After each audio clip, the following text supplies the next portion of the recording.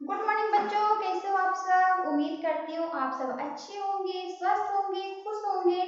तो बच्चों, आज हम लोग जो पढ़ने जा रहे हैं वह है हिंदी ग्रामर।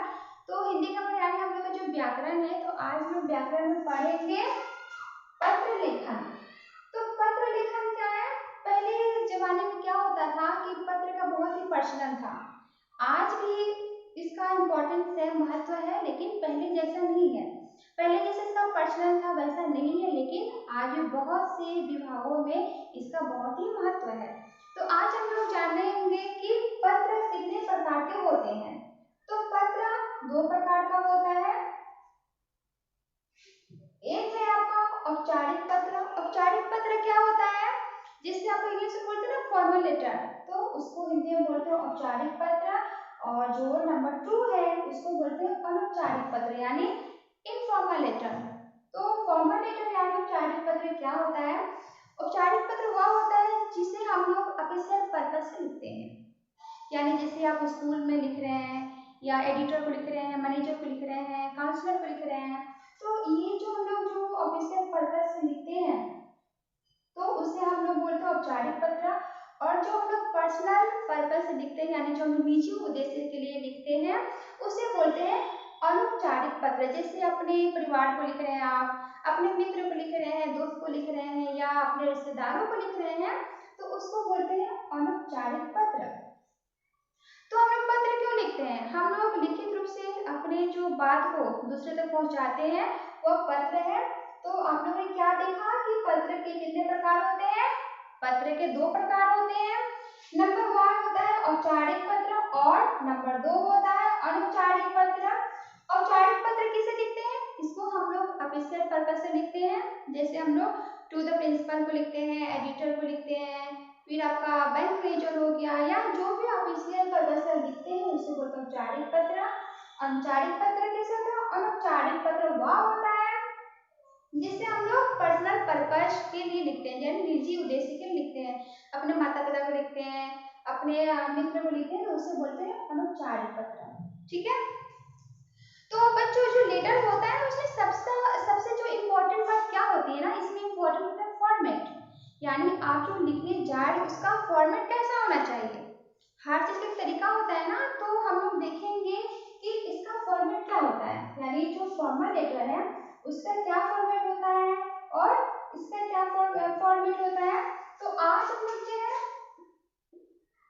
औपचारिक पत्र सीखेंगे, उसका फॉर्मेट क्या होता है, कैसे उसको स्टार्टिंग करते हैं, कैसे उसका एंडिंग करते हैं, और उसके बाद हम लोग अनौपचारिक पत्र सीखेंगे। ओके। तो आज हम लोग स्टार्ट करने जा रहे हैं वो है आपका औपचारिक पत्र यानी फॉर्मल लेटर है। तो यदि आप लोग फॉर्मेट सीख लेंगे तो आप लोग किसी भी टाइप का ऑफिशियल लेटर को लिख सकते हैं। तो लेटर में जो सबसे इम्पोर्टेंट जो बात होती है वो होता है फॉर्मेट।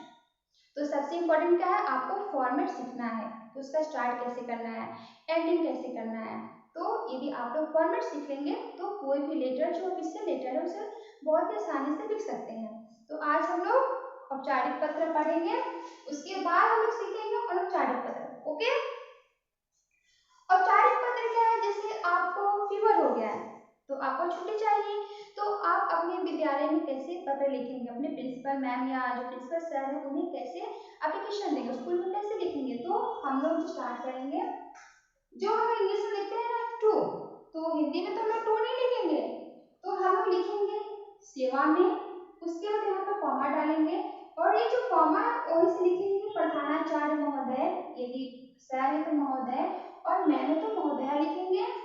आपको स्कूल का नाम क्या है वो आप लिखिएगा, जैसे दिल्ली पब्लिक स्कूल, कहाँ पे है, बसंतपुर सिवान में। उसके बाद ये जो लाइन उसके नीचे लिखेंगे मान्यवर, और जहाँ पे ये मान्यवर हो रहा है वहां पे कॉमा देकर आप लिखेंगे सविनय निवेदन है कि, यानी आपको क्या प्रॉब्लम है वो आप लिखने जा रहे हैं।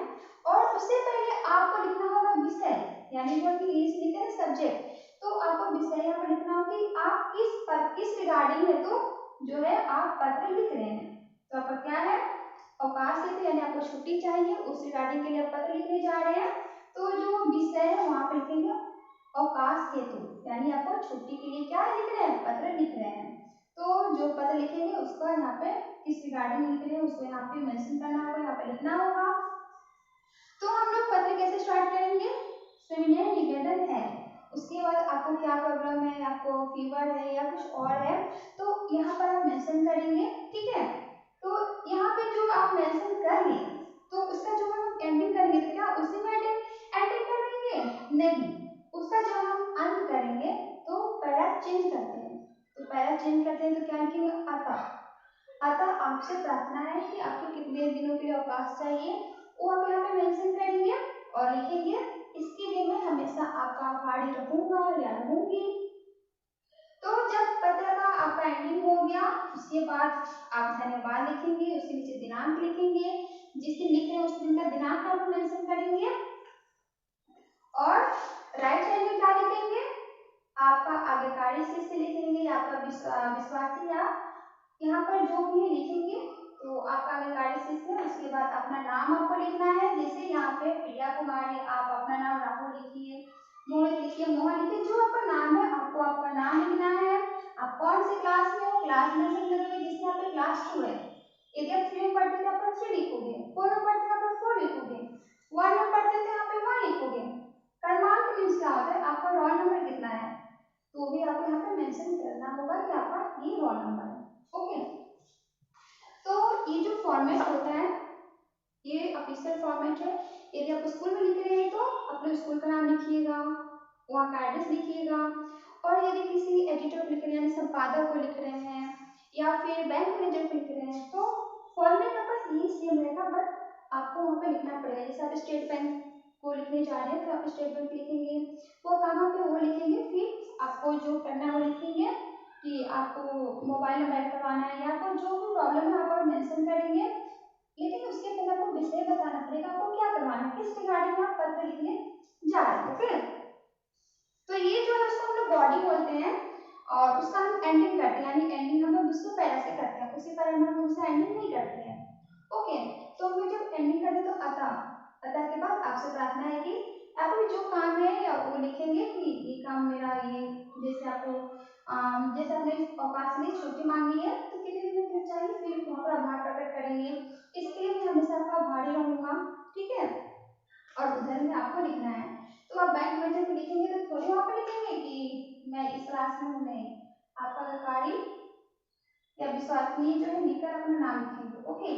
तो आज आप लोगों ने देखा कि यदि आप स्कूल में हैं, स्कूल में पढ़ते हैं तो आप कैसे लिखेंगे, अपने प्रिंसिपल मैम को कैसे इन्फॉर्म करेंगे कि आपको फीवर है, आपको लीव चाहिए, छुट्टी चाहिए, तो ये इस फॉर्मेट में आपको लिखना है, ओके।